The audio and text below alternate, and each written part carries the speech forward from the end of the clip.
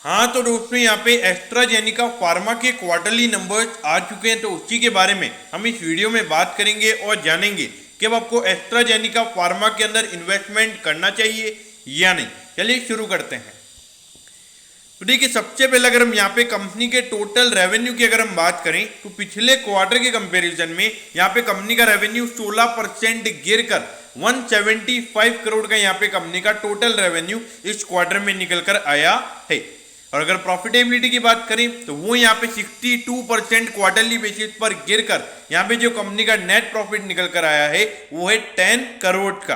तो यहाँ पे क्वार्टरली बेसिस के जो नंबर है वो यहाँ पे काफी बेकार है। और जबकि आपको पता होना चाहिए कि जो कोविड की सेकंड वेव थी उसे यहाँ पे जितनी भी फार्मा कंपनीज हैं उनके रिजल्ट अच्छे आए हैं। अब अगर हम यहाँ पे ईयर ऑन ईयर बेसिस यानी कि पिछले साल के अप्रैल से जून वाले क्वार्टर से भी यहाँ पे जो कंपनी का रेवेन्यू है वो हमें 9% गिरता हुआ नजर आ रहा है। तो ईयर ऑन ईयर बेसिस पे भी रेवेन्यू गिरा है और यहाँ पे क्वार्टरली बेसिस पर भी हमें कंपनी का रेवेन्यू गिरता हुआ नजर आ रहा है। और अगर प्रॉफिटेबिलिटी की अगर हम बात करें तो वो यहाँ पे 44% गिर कर यहाँ पे जो कंपनी का नेट प्रॉफिट है वो यहाँ पे 10 करोड़ निकल कर आया है।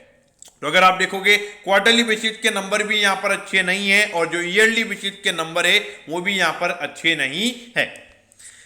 अब 8,500 करोड़ का इस कंपनी का मार्केट कैप है। अगर आप देखोगे इंडस्ट्री के कंपैरिजन में आपको प्रीमियम वैल्यूएशन पे मिल रहा है, प्रीमियम नहीं ओवर वैल्यूएशन। और यहाँ पर कंपनी में कोई भी ना तो क्वार्टरली बेसिस पे कोई ग्रोथ देखने को मिल रही है और नहीं हमें यहाँ पे ईयरली बेसिस पे कोई ग्रोथ यहाँ पे देखने को मिल रही है। अगर प्राइस टू बुक रेशियो की बात करें तो वो भी यहाँ पर 18 टाइम्स है। तो वैल्यूएशन पॉइंट ऑफ व्यू से यहाँ पे बहुत ही ज्यादा कंसर्न मुझे नजर आते हैं और वैल्यूएशन पॉइंट ऑफ व्यू से ये स्टॉक मुझे बिल्कुल भी पसंद यहाँ पे नजर नहीं आता है।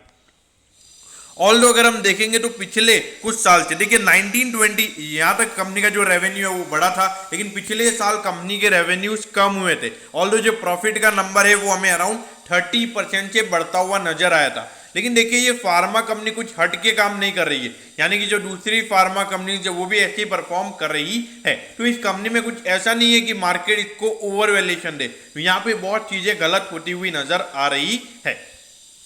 अब ये देखिए 3,229 पे ये स्टॉक अभी ट्रेड हो रहा है और 5% ये स्टॉक डाउन है, यानी कि जो रिजल्ट है उसकी वजह से सीधा नेगेटिव प्रेशर हमें यहाँ पे स्टॉक पे देखने को मिला है और सेलिंग प्रेशर हमें यहाँ पे साफ नजर आता है।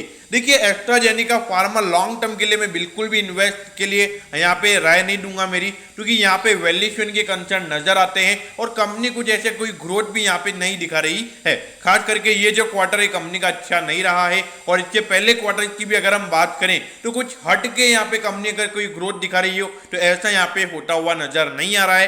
तो मेरे ख्याल से लॉन्ग टर्म के लिए ये स्टॉक बिल्कुल भी यहाँ पे मेरे ख्याल से इन्वेस्ट नहीं करना चाहिए। अगर उसके अलावा अगर हम बात करें शॉर्ट टर्म व्यू की तो देखिए यहाँ पे जो रिजल्ट आए हैं हो सकता है शॉर्ट टर्म में कम से कम यहाँ पे 3,000 रुपए के लेवल आपको इस स्टॉक में देखने को मिल सकते हैं। तो शॉर्ट टर्म में भी यहाँ पे कोई बाय रिकमेंडेशन मेरी तरफ से नहीं होगा, क्योंकि यहाँ पे जो कंपनी के नंबर्स हैं वो यहाँ पर अच्छे नहीं है और थोड़ा मार्केट में यहाँ पे सेलिंग प्रेशर बना रहेगा। और अगर यहाँ पे और भी अगर आने वाले टाइम पे यहाँ पे कोई बायर्स नहीं होते हैं तो प्राइस और गिरता चला जा सकता है और 2,500 रुपए भी आपको यहाँ पे अगर थोड़ा मार्केट नेगेटिव वे में जाता है तो ये स्टॉक भी अराउंड 2,500 के लगभग जा सकता है।